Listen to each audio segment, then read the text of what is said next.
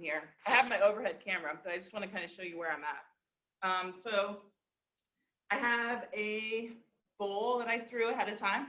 This one happens to have like a nice, real round rim on it. You can see I have the base that's round, and I want to trim it on the wheel. So I'm going to switch to my overhead camera so you can see my hands a little bit better.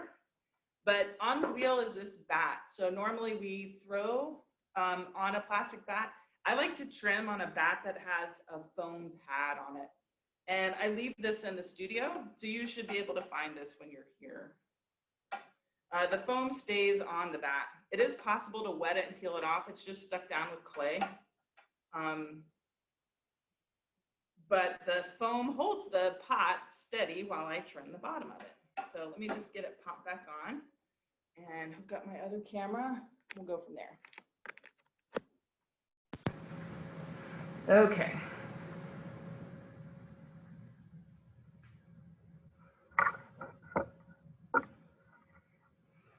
All right, you guys can see that pretty well, I guess.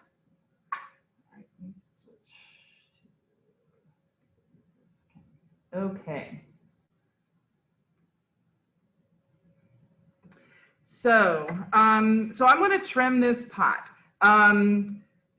The basic principle of trimming is trying to get the section even. So the first thing I want to do is kind of feel along the edge of the pot to figure out what is a good section. So probably the top 2/3 of this bowl is what I want it to be, but the bottom third is really much too thick to kind of hold this cantilever while it was throwing, but now I really don't want it.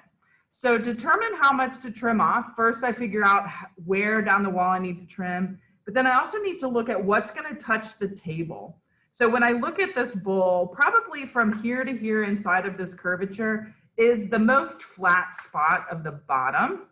And I'm going to transfer that dimension to the bottom of my bowl by holding my fingers in that size and then coming down here and just lightly marking with my fingertips 2 little tick marks that kind of show me I have almost, at least a 1/2 inch of clay on the outside that I could trim off to make the inside foot match the outside foot, okay? So the first thing I want to do is determine how much to cut off before I even put the pot down on the wheel. Do you remember when we were throwing how I cleaned the bottom edge of my pots, right? The very last step was using that wooden tool. This is where that becomes important. So if I clean off the bottom, then I have a nice round ring that I need to recenter. So what I'm trying to do is spin this thing on the wheel. So do you see right now it's off center, right? It's like flopping from side to side. So the idea is like, how do I get this thing back on center? Because if this is spinning on center, then I can easily trim a shape out of it. So what I like to do is mark on the top a circle. So I have drawn a circle on the top. And what I'm looking for is that drawn circle to be centered inside of the outside edge. Right now, my circle is way too close to this side. It's only like, I don't know, 3/16 away from the edge, and here it's twice that distance. So to center this circle, the circle relates to the central axis of the wheel because of the way I held my hands, but it's the pot that's off center. So I need to move the pot in the direction where the circle is the skinniest.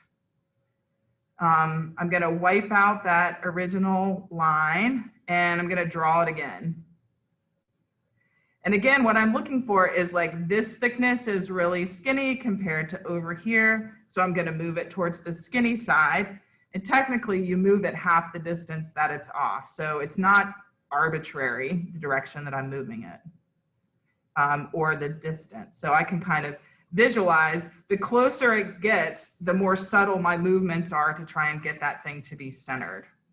So I've had to draw 2 lines on the top to get that circle to be on the center. So that's the way that if you need visual assistance to get it on center, that's one way to do it. Some people also use their hands. So I'm going to purposefully move it off center for just a second. And then I will actually center with my fingers. So I hold my hands in a shape where I get 6 contact points on the bowl. And as it's spinning, I'm like kind of tapping it if it's hitting one of my hands more than the other until it's rotating inside of my hands easily without bouncing around. So you can draw a circle and move the pot based on that. Or this is what's called tapping on center. So whenever I feel a lump, I'm going to tap on it. My other hand is there to support it. And then it's spinning symmetrically on the wheel from there. So there's 2 ways to do that. So I can still see my tick marks inside of the bowl. And I know that I have, I don't know, a 1/2 inch or 3/4 of an inch of clay that I can trim off of the outside. This is eventually going to have a ring foot. So it's like that coil of clay we saw added to someone's pot. I think it was Sydney's pot maybe that had a ring foot on the bottom. To do that though, I need to trim off the outside. If I was to go ahead and start trimming this interior and determining the ring, it's unlikely I would be getting all the excess clay off of the outside. So we always trim off the side of the pot first instead of on the floor. So I don't trim the floor first, I trim the side.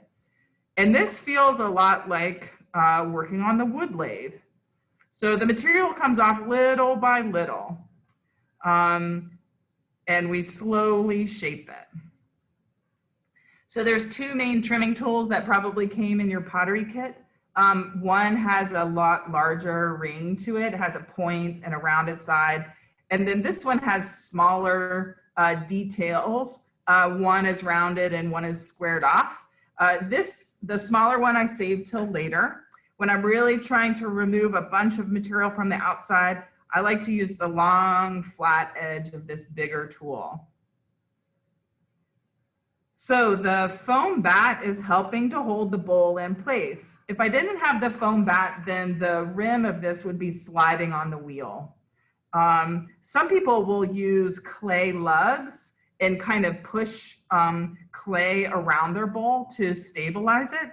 But I prefer the foam bat because if I really needed to trim all the way down to the rim, I could do that. Whereas if I had like a coil of clay holding this to the wheel head, I wouldn't be able to trim past the coil of the clay. And some people will end up with weird lines on the side of their pots. The other thing is I'm stabilizing from the top. So this hand isn't putting a lot of pressure on there, but I am lightly pushing down. If you don't have anything on there, it's really easy to push it off center. And it's also really easy to chuck your pot off the wheel at this time. So maybe you press just a little bit too hard, or you take a little chunk out, you hit a piece of grog and it flips off. So having your hand on top will keep it from sliding and popping off the wheel as you work.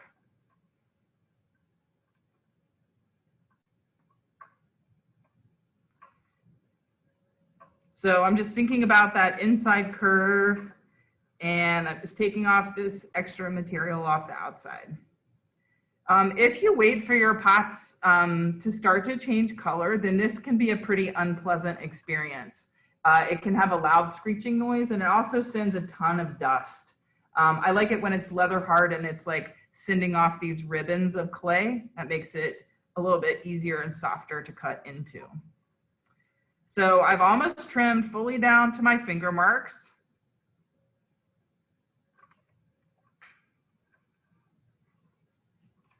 And once I get close enough, I'm going to start defining what is the outside of this foot. So I'm going to switch the orientation of the tool and use the corner. And I'm going to take the corner of that tool and cut right down into that outside bottom edge of the pot. So I end up with a shoulder. So this is actually going to be a tall ring. And then I come back and take off a little bit of extra clay so that the bottom of this pot really looks like the curve that's on the inside.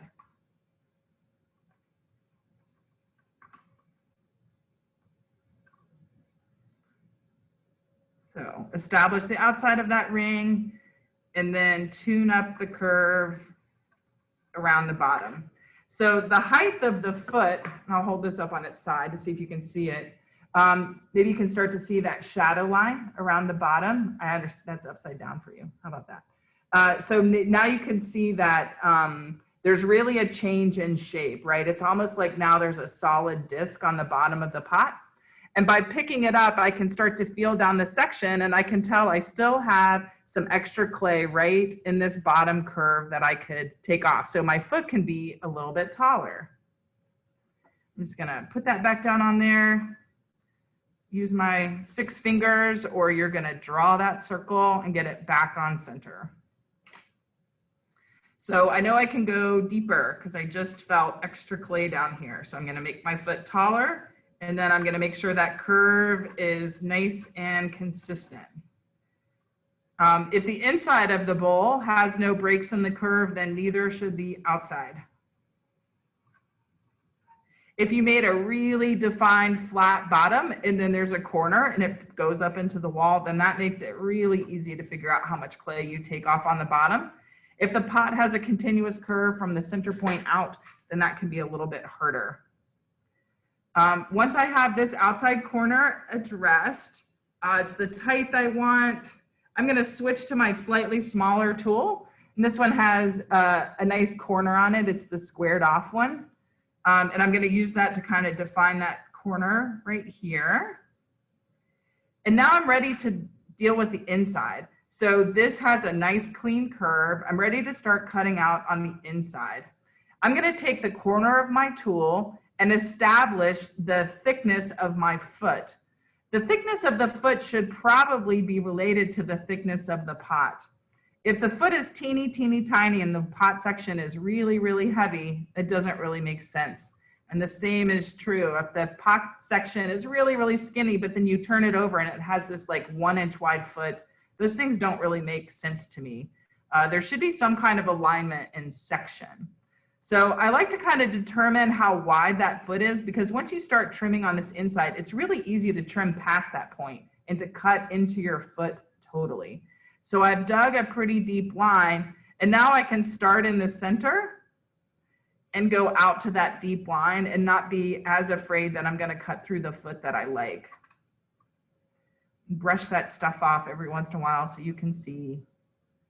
And again, starting from the center and trimming out to that deep line. And you would assume that however deep you cut out here on this edge is the same depth here. So a lot of people will cut really deep on this outside, but then they won't actually take much clay off the inside, and then that's a lot of extra weight you don't need. So it's a pretty good visual indicator how far you got down on the outside is how deep you can cut on the inside. So I've got it pretty well established. Now my foot's just a little bit thick, but I've gotten the majority of the work out. So now I can just do some fine tuning. So at first I had my tool parallel to the wheel head so I can cut out. Now I'm gonna turn it on its side so I can cut into the side of the foot and thin it just a little bit closer to the rest of the section. Brush all that stuff out of the way so I can easily see it. Just a little bit thinner. And then the last thing is to kind of compress the edges of what I've trimmed. If the bottom of your pot has really sharp corners or sharp edges or grains like of grog or sand that stick out of the clay, they can easily scratch a wooden table. So I run my fingers over them. Some people will actually use a sponge to soften the clay if necessary, but I find the finger works best because then all the big particles get pushed into the center and the small particles on the outside like it's been burnished really smoothly.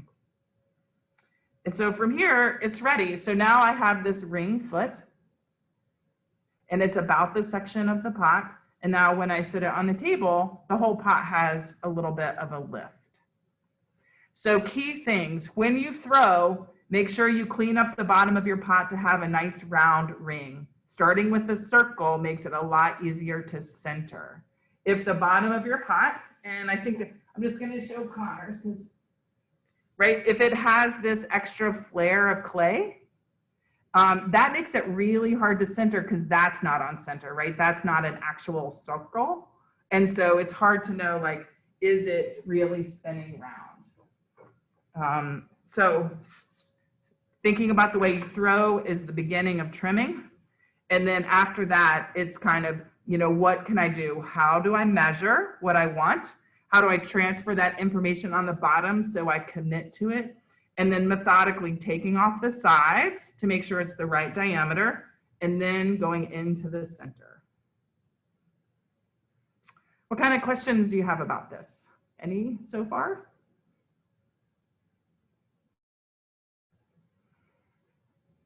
How long should you wait until you trim? You would wait out, let's see, let me turn my camera on.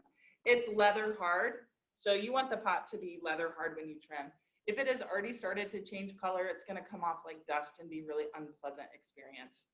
So these pots I threw last week for you, I wrapped them in plastic. I did not like completely wrap them in plastic, and I could trim them today.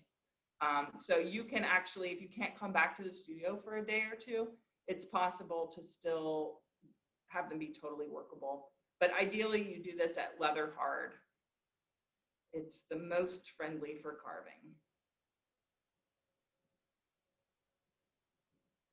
How about any other questions?